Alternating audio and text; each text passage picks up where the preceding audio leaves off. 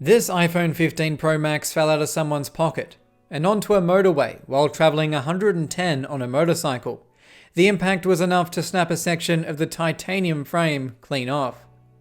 I paid 565 Australian dollars, or around 370 US, which is a lot for a smashed phone, even if it is the newest model. But I'm hoping if I get it working that it will be significantly cheaper than the $2,550 of a new one.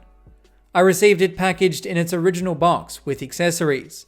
Also included was the missing section of the frame, which, as we'll soon find out, is a crucial part that will enable us to repair this device. An impact at such speed is sure to damage any phone, but what it's revealed is the weak point in Apple's titanium frame, the antenna lines. What is used for separating sections of the frame to improve antenna reception is also the weakest link if your phone is to sustain a severe impact. A closer inspection has revealed a third fracture to this iPhone's frame. But what this damage has enabled is a cross-section of the iPhone 15 Pro frame. We can see a millimeter or so of titanium, followed by another metal that is likely stainless steel, followed by a fair chunk of plastic. So while there is actual titanium here, the frame is still mostly made up of plastic, which is a common practice for most phones. The bigger issue is a replacement frame is over $450 on AliExpress, and I'm certainly not paying that. I waited a few months before finding one for just $37 that turned out to not exist and never shipped. Apple's own self-service repair store wasn't an option at the time, as they didn't stock iPhone 15 parts. But even looking at Apple's offering today, I couldn't find any frames, so I would have still been out of luck. So for this iPhone 15 Pro Max, there was no other option but to repair this titanium frame myself. But before we can get to that, we first need to open up the phone and remove all the damaged parts, including the back glass, front display, and charge port. After a good heat on my heat plate, I could jimmy my way inside, not having to worry about removing the bottom screws as the whole bottom of the phone is missing. As the glass is so badly damaged, the display doesn't lift up easily with a pick, so I carefully used my jimmy tool to work away at the screen. Once inside, I could proceed removing the display. To do so, I first need to remove the cowling, which is secured with tri-wing screws, before unplugging the battery and detaching the two display cables. Before we proceed any further with the repair, we need to test the phone to see if it has even survived such damage. So I'll attach a new display temporarily.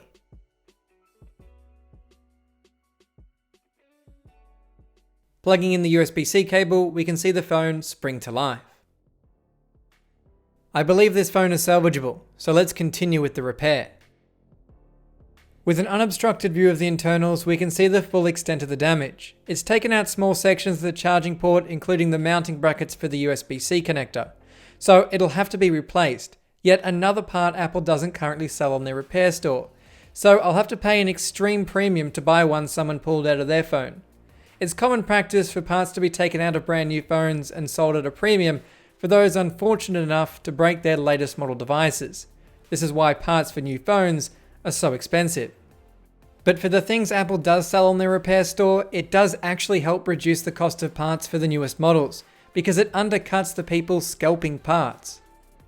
There is a lot in getting this charging port out, and it's not just all the different types of screws, from Phillips and tri-wing to standoff, but the fact it's been routed under the battery and logic board.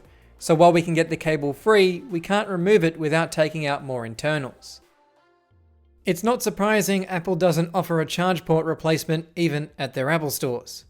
To my knowledge, if your charge port is bad, Apple would replace what they call a rear system, which is essentially everything you see here. They only take the screen and camera from the old phone. To completely remove this logic board, I'll also need to remove the upper earpiece speaker to access the last flex cable and screw. Once all the flex cables are detached on top, I can rotate the board over and unplug the cable running to the rear glass. With that, the logic board is now free from the phone. But what's not is our charge port. It's still stuck beneath the battery, so that'll have to come out next. There are some adhesive release tabs that can be temperamental. I was able to free one, but the other snapped immediately. So it's time to get into the trusty alcohol to soften the adhesive and free this battery.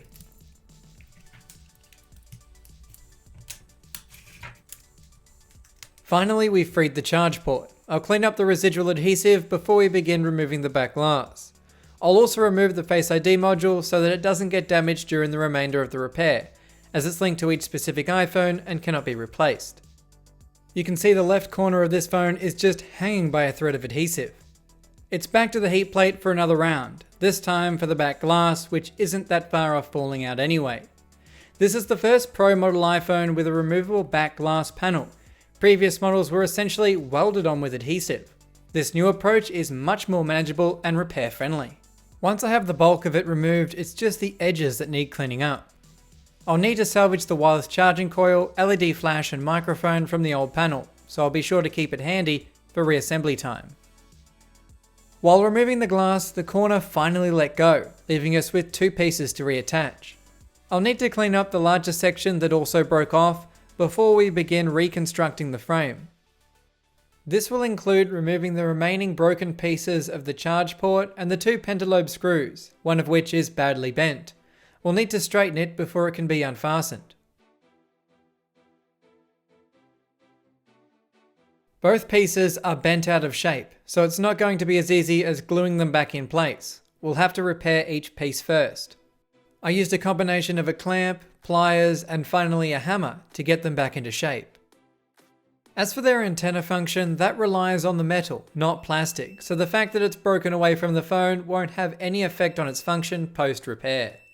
To get the broken pieces of the frame reattached, I'll be using super glue, putting it where the two pieces connect. When we get the rear panel and display attached, they too will be adhered to the frame. Additionally, the charging port will be screwed to this section of the frame. With 4 points of contact, this repaired frame shouldn't be going anywhere under normal use. In addition to the two separated pieces, the right side of the frame has also been bent inward, so I'll have to bend it back into place before attaching the remaining piece of the frame. To do that, I'll just use a pair of pliers. Once in the correct position, I can now super glue the last piece into place.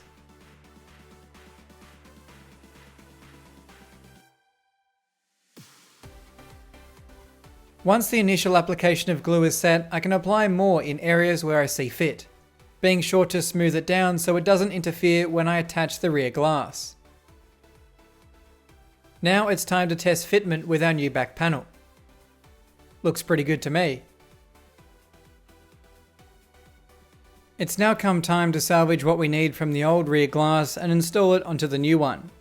It amazes me that there are two different screw heads for something as simple as a rear panel. But nevertheless, I'll unfasten the necessary screws and attach the necessary bits.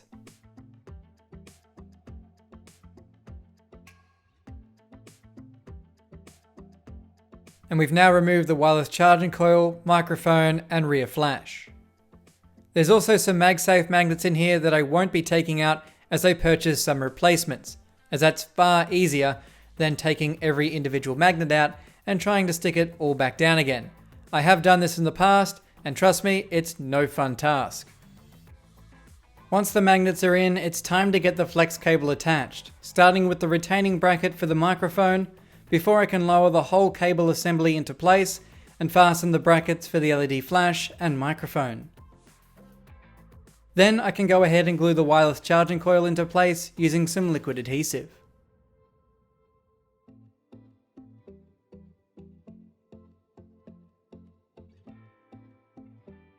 It's now time to attach the new back glass onto our repaired frame. I wasn't able to source an original back panel adhesive, but in one way that might benefit us. By using the liquid glue, I have control on where I can place it, putting a bit extra at the bottom to help secure the part of the frame we've repaired. The glass can now be placed on top, being sure to properly route its cable through the mid-frame. As this liquid glue requires some time to set, I'll clamp it firmly in place and leave it for several hours. Once set, the clamps and rubber bands can be removed. The downside to liquid adhesive is that it tends to be very messy, requiring the excess that seeped out the edges to be scraped away.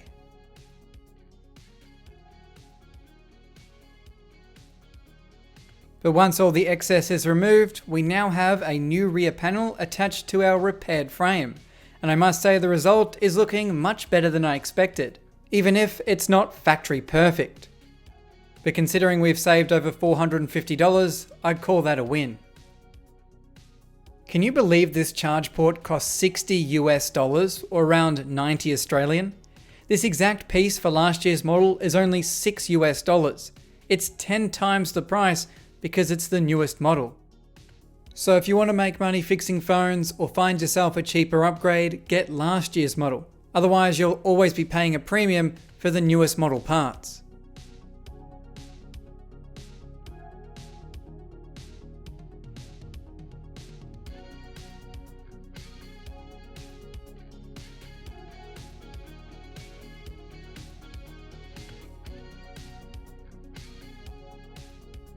With the new charge port in, it's time for the Taptic engine and speaker to be fastened into place. It's always a miracle when you get all these different screws back into their right places. With that, it's time the logic board was put back in. Remembering to attach the rear panel flex cable before installing the logic board and attaching the cables on top.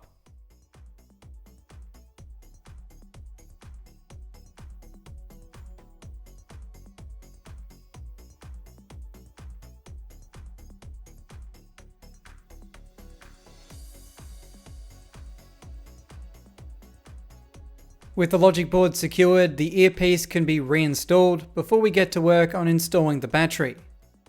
It needs some new adhesive applied before it can go back in.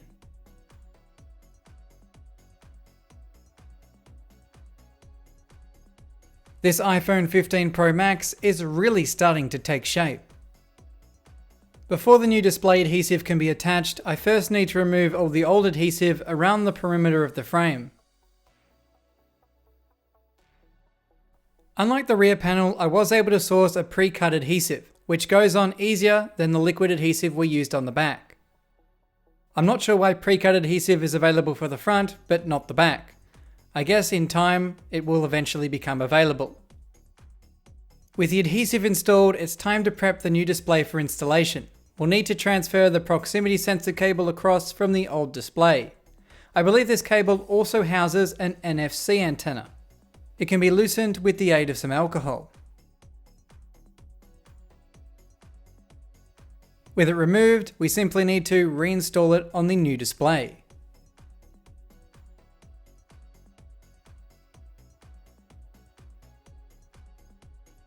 It's now come time to attach our display panel to our iPhone 15 Pro Max. With its two cables attached, the battery can be plugged back in and the cowling and its several screws can be reinstalled. After which, the plastic protective film from the adhesive can be removed before the display assembly is closed down and secured against the frame of the iPhone 15. Now, all that's left to do is install the SIM card tray, the two pentalobe screws on the bottom of the device, and remove the plastic protective film from our new display. And we're done. So this is it. An iPhone 15 Pro Max 512GB that was destroyed on a motorcycle at 110 km an hour is now restored back into functional condition. The total cost of this phone worked out at 1,300 Australian dollars, or around 850 US. Most of this cost coming from the new display. In the time it's taken me to order the parts and complete the repair, it can already be found cheaper. As I said earlier, parts for the latest model start out very expensive, but drop quite quickly. But in the end, we still ended up $1,250 cheaper than purchasing one brand new from the Australian Apple Store, getting it for a price of an iPhone 14. But it comes with the usual Apple anti-repair nonsense, including an unknown display message, loss of true tone color shift, and auto brightness, as I've previously explained in my iPhone 15 Pro teardown and repair assessment video. Other than the deliberate software restrictions, this is a fully working iPhone that includes Face ID, wireless charging, and call functions. Good evening, welcome to voicemail. And on that note, this has been a Hugh Jeffries video. If you like what you saw, consider subscribing and check out the phone restoration playlist for more videos just like this one. And if you're looking for any used devices, be sure to check out my online store, link for which is down in the description. That's all for this video, and I'll catch you guys next time.